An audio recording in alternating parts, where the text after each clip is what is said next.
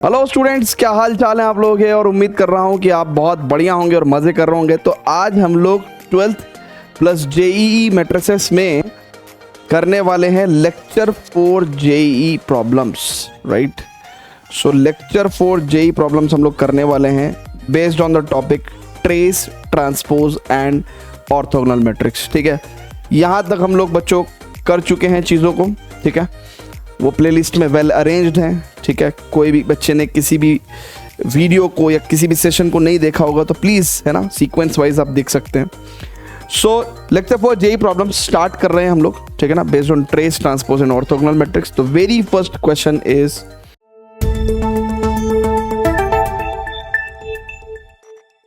This. So 2023 में ये पूछा गया है आपसे जेईई मेंस के अंदर, ठीक है ना, अप्रैल में। कह रहा है कि पी मैट्रिक्स ये है भैया, ए मैट्रिक्स ये है, Q matrix P into A into P transpose है। If P transpose into Q power 2007 into P is equal to A B C D, then simply 2a plus B minus 3c minus 4d। इस तरह का question हम लोग previously जब हम लोग JEE की प्रॉब्लम कर रहे थे, I think multiplication, matrix multiplication के केस में, वहां पे भी हमने करी थी। ठीक है, क्योंकि ऑब्वियसली जब पावर 2007 है तो वो हम कर नहीं सकते, किसी भी मैट्रिक्स का 2007 पावर हम नहीं कर सकते। तो इस क्वेश्चन में आपको फोकस कहां करना चाहिए कि यार अपने को ये वैल्यू निकालनी है 2a plus B minus 3c minus 4d। इसको निकालने के लिए हमें a, b और c, d का ज्ञान होना चाहिए, राइट। रिवर्स कैलकुलेशन तो यही कहती है, ठीक है ना, रिवर्स कैलकुलेशन यही कहती है। और a b c d लाने के लिए हमको ये सॉल्व करना पड़ेगा, p transpose into Q power 2007 into P. So सीधा इसी को सॉल्व करते हैं। ठीक है, कैसे होगा भैया?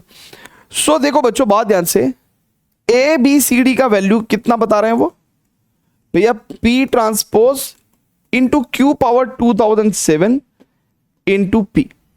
ठीक है, अच्छा अब अगर आप बच्चों बहुत ध्यान से देखिएगा, पी ट्रांसपोज क्यू पावर 2007, एक क्यू का वैल्यू है P into A into P transpose, फिर दूसरा क्यू कैसा आएगा, P into A into P transpose. ऐसे करके जो लास्ट क्यू होगा P into A into P transpose, और फिर हमारी ये वाली टर्म। ठीक है, टेक्निकली यहां से लेके यहां तक क्यू चल रहा है ना, इट इज बेसिकली यहां से लेके यहां तक, यहां से लेके यहां तक, यहां से लेके यहां तक एक्चुअली क्यू पावर 2007 है, राइट। यानी कि ये 2007 टर्म्स हैं बच्चों। अब इस क्वेश्चन में एक चीज जो है ना हमें दिख रही है बार बार, हमें उसे चेक करना चाहिए कि यार उसकी वैल्यू क्या है, और मोस्ट प्रोबेबली उसकी वैल्यू आइडेंटिटी मैट्रिक्स ही आपकी निकलेगी, है ना। तभी ये क्वेश्चन बहुत ज्यादा सिंपल हो जाएगा, और क्वेश्चन को तो सिंपल बनाना पड़ेगा, अदरवाइज है ना भाई। देखो ना, क्वेश्चन डिफिकल्ट सिचुएशन से सिंप्लीफाइड डायरेक्शन में ही सॉल्व होता है, राइट। तो पी ट्रांसपोज इंटू पी एक बार चेक करेंगे भैया हम लोग, क्या आएगा हमारे पास, P transpose into P. P transpose कितना है भैया, it is first row first column. ठीक है, चाहे तो आप 1/2 बाहर भी ले लो, कोई दिक्कत नहीं है। सो इट इज √3 1 एंड -1 √3। ठीक है ना, पी ट्रांसपोज ये हो गया इंटू पी, तो एक बार 1/2 और बाहर ले लेंगे। सो इट इज √3 1 एंड -1 √3। अगर आप इसको देखोगे तो it will be 1/4 and this is first row first column, it's basically 4, first row second column is 0, second row first column it's 0 and second row second column it's 4. So ultimately identity matrix आ गया, right। तो इसका मतलब क्या है कि ये पूरी की पूरी जो एक्सप्रेशन है वो a की कितनी पावर, 2007 पावर, तो a की पावर 2007 के इक्वल हो जाएगा।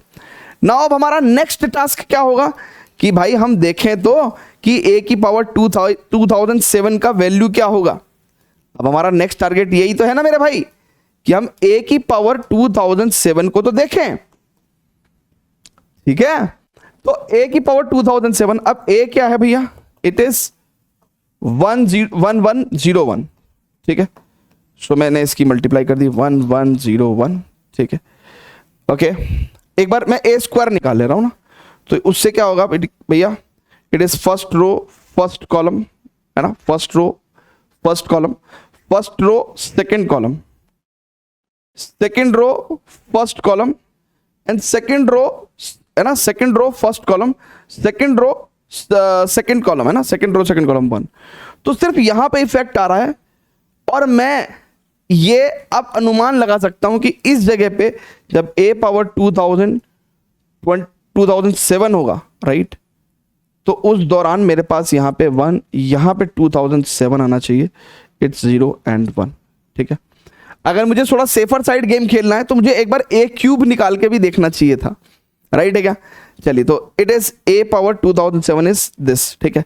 तो इसका मतलब अगर मैं इसको अब कम है ना यहां पे लिख भी दूं, ठीक है, इट्स 1 2007, राइट, 0 1, तो देखो कंपैरिजन करके a का वैल्यू क्या आ जाएगा, ये, राइट, b का वैल्यू ये, c का वैल्यू ये, एंड d का वैल्यू ये।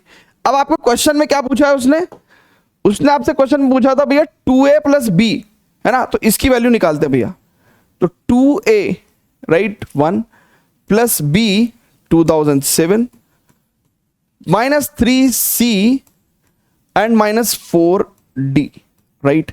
अब इसका वैल्यू कितना हो जाएगा भैया, 2007 प्लस 2 2009 में से 4 घटा दो तो 2005 बच जाएगा। देखो ना, 2007 9 में से 4 गया तो 5 बच जाएगा, तो 2005 should be our correct answer, ठीक है। Yes, second is the correct answer. Clear है क्या बच्चों, जल्दी से बताएगा प्लीज। ऑसम क्वेश्चन, बहुत बढ़िया। तो मैंने आपको बताया था कि कुछ इस तरह की जो ये जो इस तरह के पैटर्न वाले क्वेश्चन हैं, ये तो बहुत ही ज्यादा रेपिटेटिव पूछे जाते हैं, बहुत ही ज्यादा रेपिटेटिव, ठीक है। मतलब आपने भी मैट्रिक्स मल्टीप्लिकेशन में भी किया था, ये भी कर लिया, and when you will refer to the PYQs book तो आपको भरपूर मात्रा में इस तरह के क्वेश्चंस मिलेंगे, ठीक है ना। सो आपको पैटर्न डिटेक्ट करना है और सॉल्व कर देना है। फटाफट से इसको प्लीज नोट करिएगा बच्चों, in case you want to note it down, ठीक है। चलिए फिर फर्दर प्रोसीड करेंगे। चलिए स्टूडेंट्स, तो अब आगे बढ़ते हैं और नेक्स्ट क्वेश्चन देखते हैं। नेक्स्ट क्वेश्चन बेसिकली एक जेई मेंस क्वेश्चन है। क्या कह रहा है भैया, कह रहा let A B a square matrix such that A into A transpose equals to identity matrix, यानी कि ऑर्थोगोनल मैट्रिक्स है। Then half of A into this expression is equal to what. अब देखो यहां पे कुछ बातें हैं जो आपको महसूस करने की हैं। पहली बात तो ये जो ए है, राइट, वो एक ऑर्थोगोनल मैट्रिक्स है। ऑर्थोगोनल होने से क्या फायदा हुआ कि ए इंटू ए ट्रांसपोज भी आइडेंटिटी मैट्रिक्स होता है और ए ट्रांसपोज इंटू ए भी आइडेंटिटी मैट्रिक्स होता है। उससे फायदा कहां होगा, जब हम लोग होल स्क्वायर करेंगे। तो होल स्क्वायर में मैंने आपको बताया था मैट्रिक्स मल्टीप्लिकेशन में कि जब मैट्रिक्स कम्यूटेटिव होती हैं तभी हम लोग होल स्क्वायर फॉर्मूला डायरेक्टली लगा सकते हैं, अदरवाइज हमको मल्टीप्लाई करके दो एक्सप्रेशन को तब लिखना पड़ता है, राइट। तो यहां पे तो कम्यूटेटिविटी है तो इसलिए डायरेक्ट अपन एक्सपेंड कर सकते हैं। सो इस पूरे एक्सप्रेशन को मैं एक्सपेंड कर रहा हूं, ठीक है, जरा बहुत ध्यान से देखेंगे, इस पूरे एक्सप्रेशन को मैं एक्सपेंड कर रहा हूं, ठीक है। तो it is half of A, and यहां पे तो कितना आ जाएगा, it is A square plus A transpose का square plus twice of A into A transpose, ठीक है। तो ये काम हम नहीं कर पाते थे, ठीक है। अगर मैट्रिक्स कम्यूटेटिव नहीं होती तो हम फिर ऐसे थोड़ी लिख पाते, फिर तो हम ऐसे लिखते A into A transpose plus A transpose into A, ऐसे लिखते, राइट। बट यहां पे तो मैट्रिक्स कम्यूटेटिव है, ऑर्थोगोनल मैट्रिक्स है, ठीक है। तो हम इसको सीधा क्या लिखेंगे, twice of A into A transpose. Now फिर ए माइनस ए ट्रांसपोज का whole square, it is A square plus A transpose का होल स्क्वायर और minus we can say twice of A into A transpose, ठीक है। इस information से, मतलब इस एक्सप्रेशन से इस एक्सप्रेशन को हम लोग काट सकते हैं, ठीक है सर, ठीक है। यहां तक क्लियर है क्या बात, एकदम औसम है, बढ़िया है, बेहतरीन, मजा आ रहा है। चलिए अब स्टूडेंट्स, अब हमें देखना है भाई फर्दर क्या एक्सप्रेशन आ रहा है ना। अब ये जो हमारे पास एक्सप्रेशन आ रहा है उनमें से तो कोई भी एक्सप्रेशन हमको यहाँ पे नहीं मिल रहा है ना भाई, आंसर में ऐसा तो कोई एक्सप्रेशन नहीं मिल रहा है, तो इसका मतलब फर्दर सिंप्लीफाई करना पड़ेगा, फर्दर सॉल्व करना पड़ेगा। अच्छा, यहां पे अब मैं थोड़ी देर के लिए रुकूंगा और मैं देखूंगा कि यार ये एक्सप्रेशन है। अच्छा, तो मेरे को समझ में आ रहा है कि यार ए क्यूब प्लस ए ट्रांसपोज, यानी कि ए ट्रांसपोज का होल स्क्वायर ना होके सिंगल पावर ही है। तो इसका मतलब मेरे को समझ में आ गया कि यार क्या कर सकते हैं हम लोग। अब देखो बच्चों बहुत ध्यान से, अगर ए ट्रांसपोज इंटू ए बराबर आइडेंटिटी मैट्रिक्स होता है ना बच्चों, तो इस ए को हम उधर ले जाके ए ट्रांसपोज बराबर ए इनवर्स हो जाएगा, राइट। ये आइडेंटिटी हम इस्तेमाल कर सकते हैं।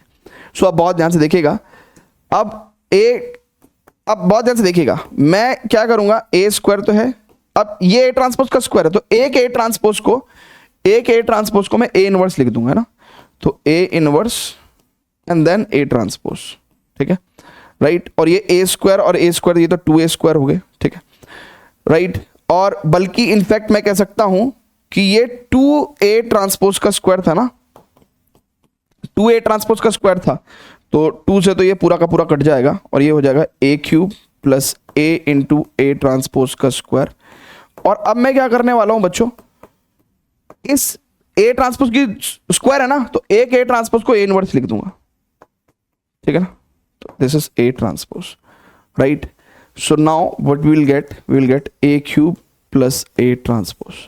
So this will come out as our correct answer. Fourth will be the correct answer, right? Fourth will be the correct answer. Fourth correct answer है। Clear है क्या? जल्दी से बताइएगा प्लीज। है जी, आगे चलें, ठीक है, चलिए आगे चलते हैं। किसी को नोट करना है तो प्लीज नोट कर लीजिए, ठीक है, ओके, वेरी गुड। चलिए नेक्स्ट क्वेश्चन 2025 में आपसे पूछा गया है जेई मेंस में, राइट। अभी अपन एडवांस के भी क्वेश्चंस करेंगे, बट अभी मेंस का ही चल रहा है मामला। कह रहा कि A matrix is this, P matrix is this and B equal to P into A into P transpose, C equal to P transpose B power 10 into P, then sum of the diagonal elements of C is M upon N, where GCD of मतलब greatest common divisor यानी कि HCF of M N N is 1, then M plus N is equal to what. आपको इस question को देख के थोड़ा अच्छा नहीं लगा क्या, खुशी नहीं हुई क्या? खुशी होनी चाहिए, क्योंकि ऐसा ही सिमिलर क्वेश्चन तो हमने अभी 2 क्वेश्चन पहले किया था भाई। बी की 10th पावर तो हम नहीं सॉल्व करेंगे ना भाई, और ultimately sum of the diagonal elements of C matrix, तो अपने को तो सी मैट्रिक्स ही निकालनी है, हमें तो मेरे भाई सी मैट्रिक्स ही निकालनी है ना। और सी मैट्रिक्स भाई, जब तक सी मैट्रिक्स निकालेंगे तब तक उसका सम ऑफ डायगोनल एलिमेंट्स कैसे निकालेंगे, राइट। और सम ऑफ डायगोनल एलिमेंट्स जब तक नहीं आएगा तब तक एम और एन का आइडिया भी नहीं लग पाएगा। तो अपने को सी मैट्रिक्स चाहिए पहले, और सी मैट्रिक्स है P transpose B power 10 into P. आपको भी बताया यार कि यहां पे जब मैं बी पावर 10, अब एक बी कितना है, एक बी है P into A into P power sorry P into A into P transpose, so P into A into P transpose. फिर दूसरा भी आएगा, it's P into A into P transpose, और ऐसे करके 10 टाइम्स, है ना। क्यों 10 टाइम्स? क्योंकि b पावर 10 है, राइट। तो ऐसे करके हमारे पास p into A into P transpose, right. And finally जब ये खत्म हो जाएगा b पावर 10, जब b देखो p ट्रांसपोज ये रहा, b पावर 10 ये रहा, b को हमने 10 टाइम्स लिख दिया, एंड देन p फाइनली एक p आएगा। अब यहां पे एक चीज आपको देख के ही समझ में आ जाती है इस क्वेश्चन में बिल्कुल कि यार कुछ ना कुछ तो वैल्यू होगी p ट्रांसपोज इनटू p की, है ना, बार बार रिपीट हो रहा है। अगर हम इसको सॉल्व कर दें तो मजा आ जाएगा, राइट।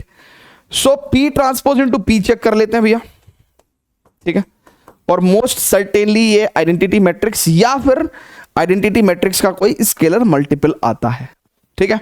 सो देखो p ट्रांसपोज की अगर हम लोग बात करें तो p transpose cos theta minus sine theta, and it is sine theta and it is cos theta, right? P transpose into P matrix is cos theta and minus sin theta, right?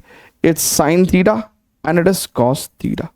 So जब यहाँ पे देखेंगे हम लोग तो first row first column 1, first row second column 0, second row first column 0, second row second column 1, right. So identity matrix आ गया, और अगर ये आइडेंटिटी मैट्रिक्स आ गया तो देखो क्या होगा, ये identity A into identity A into identity, तो ऐसे करके सिर्फ A की 10th पावर रह जाएगी आपके पास, A की 10th पावर रह जाएगी, राइट। क्योंकि A को हमने 10 टाइम्स लिख रखा है ना, तो A की 10 पावर हो जाएगी, ठीक है। अब स्टूडेंट्स A की 10th पावर का आइडिया लेते हैं, ठीक है। अब बच्चों देखो A क्या है हमारे पास, इट इज, अच्छा कई बार क्वेश्चन अगर रिपीटेटिव पैटर्न पे भी हो ना, बट उसको डेंजरस बनाया जा सकता है, ठीक है ना।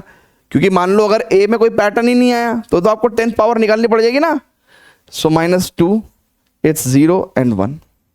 जैसे अगर हम लोग ए स्क्वायर करें, मान लो ए स्क्वायर निकाला मैंने, तो ए स्क्वायर क्या आएगा भैया, जरा बहुत ध्यान से देखिएगा। It's first row first column, ठीक है, first row first column, right. बल्कि मैंने इसको कह दिया 1/√2 का होल स्क्वायर कह देता हूं, ठीक है। First row second column, right. तो फर्स्ट रो सेकंड कॉलम कितना हो जाएगा, -2/√2 और ये माइनस का 2, ठीक है, ठीक है। First row first column is 1/√2 का square, first row second column it's like this, then second row first column it's 0, second row second column it's 1, right. तो ये ए स्क्वायर आया। मुझे कुछ भी पैटर्न समझ में नहीं आ रहा है, मुझे कुछ भी पैटर्न समझ में नहीं आ रहा है, ठीक है। अब मैं फिर से ए क्यूब निकालूंगा, क्या पता मुझे यहां पैटर्न समझ में आ जाए। ए क्यूब में क्या होगा, बेसिकली ए स्क्वायर इंटू ए कह सकते हैं। सो ए स्क्वायर तो मेरे पास यही क्वांटिटी आ जाएगी, ठीक है। जल्दी से बताइएगा। अरे भाई साहब, क्या हो रहा है, चन्ना मेरे या क्लोन हो जा, क्लोन नहीं हो रहा है क्या, शिट, मुझे दोबारा लिखना पड़ेगा क्या। एक काम करता हूं मैं, इसको यहां पे ले आता हूं, ए स्क्वायर, ठीक है।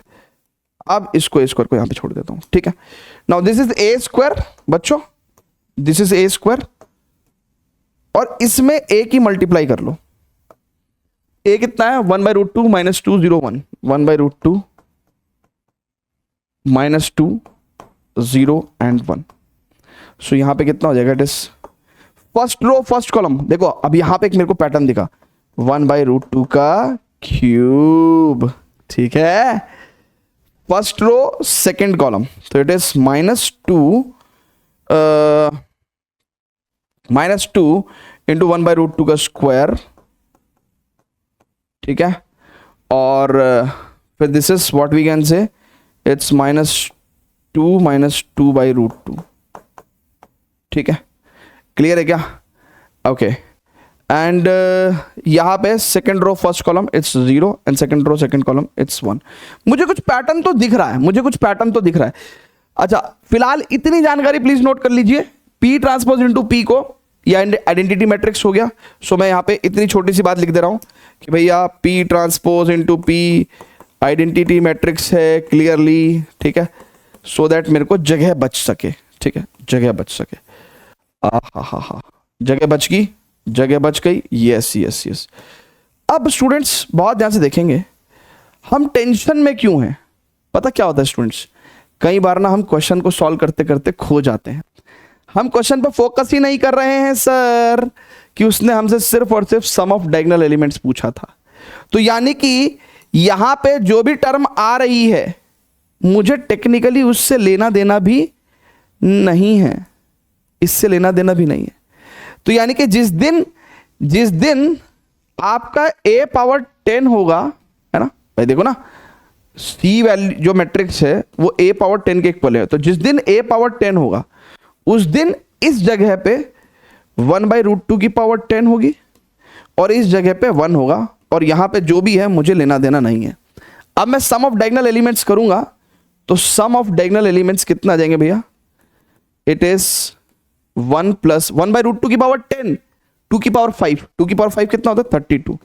सो 32 1 + 32 + 1 33 डिवाइडेड बाय 32, राइट है क्या बच्चों, क्लियर है क्या। अब देखिए यहां पे हम क्वेश्चन में एक पैटर्न, मतलब देखो इस क्वेश्चन में हम टाइम सेव कर सकते थे, हम ये पूरा का पूरा सॉल्व ही नहीं करते, और हमें पता ही था कि भाई डायगोनल एलिमेंट्स से लेना देना है, राइट। और हम यहां पे थोड़ा सा रिस्क लेके क्या कर सकते थे, 1/√2 का यहां पैटर्न देख लेते कि यार सेकंड है तो यहां सेकंड पावर है और यहां तो 1 ही रहने वाला है, ठीक है। और विदाउट इसको सॉल्व करें हम लोग सीधा a पावर 10 को जो है एक्सट्रापोलेट कर सकते थे। सो अब खैर sum of the diagonal elements मेरे पास कितना आ गया 33/32। तो sum of the diagonal elements यहां पे, यानी कि उसने क्या कर रखा था, sum of the diagonal elements of c is m/n। तो m/n की वैल्यू मेरे पास 33/32 दे रखी है, ठीक है। और डेफिनेटली ये दोनों का जो GCD है, मतलब HCF की अगर मैं बात करूं, है ना, HCF की अगर मैं बात करूं, तो डेफिनेटली इसमें कुछ भी कॉमन नहीं है। कॉमन फैक्टर क्या है? 33 और 32 दोनों को प्राइम नंबर्स हैं, इनमें कुछ भी कॉमन नहीं है। तो इसका मतलब है ना, यानी कि हमारा m ये है और हमारा n ये है। तो हमसे क्या पूछ रखा था? m प्लस n का वैल्यू, यानी कि 33 प्लस 32 इज 65। तो third option is the correct option. Clear है क्या बच्चों? यस। तो कई बार आपसे क्वेश्चन को सॉल्व करते करते ये सीखोगे आप कि यार हमें कुछ स्टेप्स तो करने की जरूरत ही नहीं थी। तो जैसे फॉर एग्जांपल हमें ये करने की जरूरत ही नहीं थी, हम सीधा ए स्क्वायर को सॉल्व करके, ठीक है ना, और यहां से रिजल्ट एक्सट्रापोलेट करके और सीधा सॉल्व कर सकते थे इजीली, ठीक है। और हम किस चीज की टेंशन में थे? हम इस वाले एलिमेंट पे फोकस कर रहे हैं। किस वाले एलिमेंट पे? ये फर्स्ट रो सेकंड कॉलम वाले पे, कि यार ये तो बड़ा गंदा सारा। अरे वो गंदा सारा है इसलिए तो उसने क्वेश्चन में पूछा ही नहीं है उसको, राइट है, कुछ और ही पूछ रखा है, राइट है क्या? चलिए ओके स्टूडेंट्स, तो अब फटाफट से इसको नोट करिएगा। बहुत ही प्यारा क्वेश्चन था, it's a very good question, ठीक है, गुड एंड इजी, अच्छा भी था और आसान भी था। अब स्टूडेंट्स हम लोग चलेंगे नेक्स्ट क्वेश्चन पे।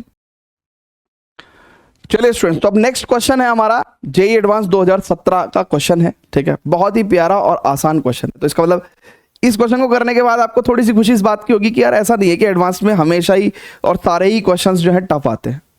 पोर्शन रहता है, इजी का भी, इजी क्वेश्चंस भी होते हैं और मॉडरेट क्वेश्चंस भी होंगे और डिफिकल्ट क्वेश्चंस भी होंगे, राइट। और आपको सिलेक्शन के लिए इजी और मॉडरेट दोनों क्वेश्चंस करने हैं, ठीक है ना, क्योंकि वहां पे इतने कम समय में हम लोग एक डिफिकल्ट क्वेश्चन सॉल्व करते हैं, इस बात की प्रोबेबिलिटी बहुत कम रहती है। हालांकि हम उस लेवल की भी तैयारी करके चलेंगे, लेकिन हमारा सिलेक्शन बेहतरीन कॉलेज, बेहतरीन रैंक, बेहतरीन ब्रांच, हमें इजी और मॉडरेट सारे क्वेश्चंस करने का लगभग 80% प्रॉब्लम्स आपको इसी इजी टू मॉडरेट ब्रैकेट में मिलेंगी, ठीक है। तो लेकिन हाँ, जेईई एडवांस का जब मैं इजी और मॉडरेट बोल रहा हूं तो जेईई एडवांस का easy to moderate basically JEE mains का मॉडरेट टू डिफिकल्ट हो जाता है, ठीक है। तो इसलिए दोनों के लेवल में थोड़ा डिफरेंस है, तो इसलिए जेईई एडवांस का easy is basically JEE mains का भी मॉडरेट, ठीक है। चलिए सो अब स्टूडेंट्स क्वेश्चन देखते हैं। कह रहा कि how many 3x3 matrices M with the entries 0 1 2 are there for which the sum of the diagonal entries M transpose into M is 5, ठीक है। कह रहा भाई 3x3 की कितनी मैट्रिसेस आप बना पाओगे जिसमें हर एंट्री पे आप 0 या 1 या 2 डाल सकते हो। कंडीशन ये दे रखी है क्या कि भाई sum of the diagonal entries of M transpose into M 5 होना चाहिए। तो सबसे पहले तो मैं एक M मैट्रिक्स फटाफट से एज्यूम कर लूं, क्या? First row first column, first row second column, first row third column, second row first column, second row second column, second row third column, and third row first column, third row second column, third row third column. और मुझे क्या करना है? Sum of the diagonal entries of M transpose into M। तो मैं M transpose into M फटाफट से देख लेता हूं। सो M ट्रांसपोज कितना होगा भैया? A11, A12, A13 and A21, A22, A23, ठीक है, ये M ट्रांसपोज है। A31, A32 एंड A33, ठीक है। Now this is M transpose into M, ठीक है। मुझे जगह की जरूरत पड़ेगी तो एक काम कर लेता हूं, मैं इसको भी हटा ही देता हूं, ठीक है। चलो जी, M ट्रांसपोज इनटू M मेरे पास ये आ गया। अब मुझे सिर्फ और सिर्फ क्या चाहिए? उसने कहा सम ऑफ द डायगोनल एंट्रीज, तो मुझे सिर्फ और सिर्फ डायगोनल एलिमेंट से मतलब है। डायगोनल एलिमेंट्स क्या होंगे भैया? First row first column, so it is A11 square, A21 square और A31 स्क्वायर, ठीक है। सेकेंड रो और second column A12 square plus A22 square plus A32 square, right. And third row third column, so A13 square, A23 square, ठीक है, A23 square and A33 square, ठीक है। ये हमारे डायगोनल एलिमेंट्स हो गए। और इन डायगोनल एलिमेंट्स का जो सम है वो बेसिकली कितना है बच्चों? 5 है, ठीक है। सो अब स्टूडेंट्स बहुत ध्यान से देखिएगा, this right plus this right and plus this right, ये सबका जो सम है वो कितना है भैया? 5 है। अच्छा, हर एलिमेंट है ना, एनी एलिमेंट क्या हो सकता है? वो 0 या 1 या 2 इसी में से आएगा, राइट। अब ये कितने एलिमेंट्स हैं? टोटल 9 एलिमेंट्स हैं, राइट। और 9 के एलिमेंट्स का भी स्क्वायर है ना, यानी कि 9 चीजों के स्क्वायर्स का सम 5 है, और कोई भी चीज क्या हो सकती है, 0 या 1 या 2। तो अब देखो यहाँ पे क्या क्या केसेस बनेंगे ना, केसेस बनाते हैं। सबसे पहले तो इन 9 में से राइट कोई एक जगह आप चूज कर लो और वहां पे क्या रख दो, 2 रख दो, है ना। 9 में से कोई एक जगह चूज, भाई देखो ना, 5 सम कैसे आ सकता है, 5 सम ऐसे आ सकता है, या तो 2 का स्क्वायर प्लस 1 का स्क्वायर प्लस ऑल 0, राइट, या फिर 1 का स्क्वायर 5 टाइम्स, राइट, 1 का स्क्वायर 5 टाइम्स, 1 2 3 4 5। इसके अलावा कोई कंडीशन आपको दिखती है क्या 5 आने की? 5 आने की ये 2 ही कंडीशन है, तो इसका मतलब 5 आने का 2 कंडीशन का मतलब क्या है भैया, कि 9 एलिमेंट्स हैं, 9 में से कोई एक पोजीशन चूज करो, 9C1 करो और वहां पे 2 रख दो। बची पोजीशन है 8, अब 8 में से कोई एक पोजीशन चूज करो और 1 रख दो, बाकी रेस्ट ऑफ सारी जगह 0 रख दो, ठीक है ना। या फिर 9 चीजें हैं, 9 में से 5 पोजीशन सेलेक्ट करो और सब जगह 1 रख दो और बाकी रेस्ट ऑफ सारी जगह 0 रख दो। फिर से समझा रहा हूं, या तो 5 सम ऐसे आ सकता है या 5 सम ऐसे आ सकता है, राइट। तो ऐसे कैसे आएगा कि भाई 9 पोजीशंस हैं, किसी भी एक पोजीशन को सिलेक्ट करके जिसके 9C1 तरीके हैं वहां पे 2 रख दो, ठीक है। बचे 8 पोजीशंस हैं, उनमें से भी कोई एक पोजीशन सेलेक्ट करके 1 रख दो और बाकी रेस्ट ऑफ सारी जगह 0 रख दो। सो 9C1 इंटू 8C1 एक तरीका है 5 लाने का, या फिर 9 में से कोई 5 पोजीशन सेलेक्ट करो और सब जगह 1 1 रख दो, रेस्ट सारी जगह 0 रख दो, राइट, बाय डिफॉल्ट। तो ये हमें देगा हमारा आंसर। तो 9C1 विल बी व्हाट बच्चों, 9, 8C1 will be give us 8 और 9C5 कितना देगा हमें, factorial 9 upon factorial 5 into factorial 4। तो ये हो जाएगा भैया, फैक्टोरियल 9 को लिख सकते हैं 9 into 8 into 7 into 6 into factorial 5। तो फैक्टोरियल 5 से फैक्टोरियल 5 कट गया। फैक्टोरियल 4 को क्या लिख सकते हैं, it is 4 into 3 into 2 into 1। सो 3 दूनी 6 कट गया, 4 दूनी 8 कट गया। तो ये पूरा का पूरा कितना हो जाएगा, 9 8 72 प्लस 9 दूनी 18 7 126, राइट। सो 126 और 72 6 2 8 7 2 9 198 should be our correct answer, right. Clear है क्या? सो बहुत ही प्यारा एंड इजी क्वेश्चन है। Yes, D is the correct answer, ठीक है। सो इस क्वेश्चन को करने के बाद आपको थोड़ा सा फील हुआ होगा कि हाँ यार ठीक है, इतना भी कॉम्प्लिकेटेड नहीं पूछ रहे हैं, ठीक है, इट्स डूएबल, ठीक है। फटाफट से इसको नोट करिए। अगली प्रॉब्लम भी हमारी एक जेई एडवांस प्रॉब्लम है बेस्ड ऑन द टॉपिक, है ना, यही trace transpose and orthogonal matrix, ठीक है। फटाफट से इसको नोट करिएगा बच्चों प्लीज। चलिए स्टूडेंट्स, तो अब नेक्स्ट क्वेश्चन करेंगे हम लोग, ठीक है। And this question is basically IIT JEE 2012। I think 2012 वो लास्ट साल था जब तक आईआईटी जेई लिखा आता था, फिर 2013 आया और 13 से जेई एडवांस्ड बन गया ना, if I am not correct, if I am not wrong, if I am not correct it's not correct. चलिए, सो आईआईटी जेई 2012 में ये सवाल पूछा गया है और ये सवाल इतना गंदा सवाल है कि मतलब ये फिर मेरे ख्याल से फिर उसके 2-3 साल बाद बोर्ड्स में पूछ लिया, है ना, किसी और तरीके से पूछ लिया बट बोर्ड्स में पूछ लिया उन्होंने, है ना, 1 नंबर के एमसीक्यू के फॉर्मेट में। अब आप सोचोगे कि सर इतना खराब क्वेश्चन है तो क्यों लेके आए। अब आप वीडियो को पॉज करो और सॉल्व करके देखो कि आप सॉल्व कर सकते हो नहीं कर सकते हो। चलिए, अब उसने कहा भैया P is a 3x3 matrix, ठीक है, और P ट्रांसपोज का वैल्यू दे रखा है 2P plus I, right, and P transpose is the transpose of P and I is the identity matrix. Then there exists a column matrix X, Y, Z which is not a null matrix. ठीक है, कह रहा भैया बताओ which of the option is correct. अब देखिए हर जगह उन्होंने P into X कर रखा है, P into X कर रखा है, तो मेरे को exactly पहले P मैट्रिक्स चाहिए होगा। और P मैट्रिक्स में कैसे निकाल सकता हूं, मैं बोथ साइड ट्रांसपोज ले रहा हूं, ठीक है, क्या ले रहा हूं मैं, बोथ साइड ट्रांसपोज ले रहा हूं। तो P ट्रांसपोज का ट्रांसपोज P और ये हो जाएगा 2P transpose plus I transpose, तो बेसिकली I ही रहेगा। नाउ मुझे क्योंकि P का वैल्यू चाहिए, P मैट्रिक्स का वैल्यू चाहिए, तो मैं P ट्रांसपोज की जगह क्या रख दूंगा, 2P प्लस, है ना, देखिए बहुत ध्यान से, P ट्रांसपोज की जगह मैं रख दूंगा 2P plus I, right, plus I, ठीक है भैया। अब आगे फर्दर क्या होगा, it is P is equal to 2 to the 4P plus 2I and plus I, right? So minus का 3P is equals to 3i और p की वैल्यू कितनी होगी माइनस का आइडेंटिटी मैट्रिक्स, राइट है। p का वैल्यू क्या हो गया माइनस का आइडेंटिटी मैट्रिक्स। अब आप इस क्वेश्चन में देख लो, अगर p एक आइडेंटिटी मैट्रिक्स है तो p की x से मल्टीप्लाई करने के बाद, भाई p तो क्या है आइडेंटिटी मैट्रिक्स है ना, तो जहां जहां p है वहां पे आप एक आइडेंटिटी मैट्रिक्स रख के देखो, है ना, बल्कि माइनस आइडेंटिटी मैट्रिक्स, तो माइनस ऑफ px, बेसिकली हर जगह px का ही वैल्यू पूछ रखा है तो मैं px ही चेक करके दिखा देता हूं।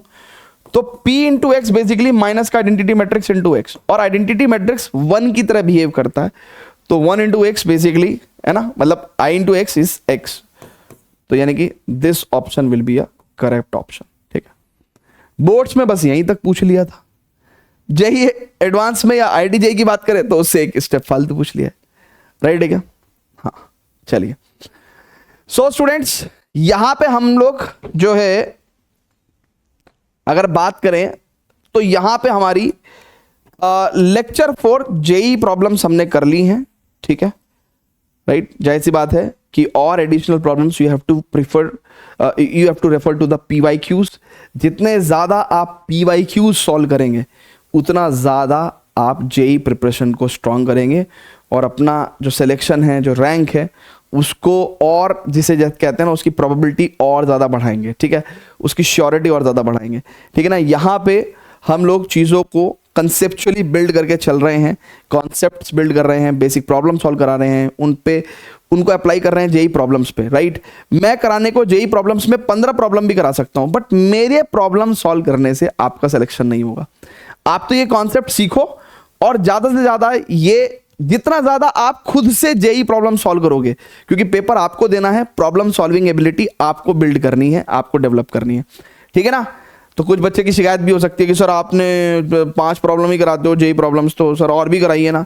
मैं 50 भी करा दूंगा, बट उससे आपको फायदा नहीं होगा। आपको फायदा होगा जब आप खुद से सॉल्व करेंगे, राइट है क्या? Yes. So next we will study symmetric and skew symmetric matrix, है ना, लेक्चर 5 कॉन्सेप्ट्स, है ना। इन द नेक्स्ट सेशन हम लोग ये पढ़ेंगे। इसके नोट्स आपको हमारे विद्यावाइज ऐप और टेलीग्राम चैनल दोनों पे मिल जाएंगे। एंड कोई कमी रह गई होगी तो प्लीज़ कमेंट करके जरूर बताया करो। इन लेक्चर्स को अपने फ्रेंड्स के साथ ज़रूर शेयर करो, ठीक है, व्हाट्सएप स्टेटस के थ्रू, टेलीग्राम के थ्रू, व्हाटएवर वेज, है ना, सो दैट कि आप और हम मिलके बहुत अच्छे से ग्रो करें।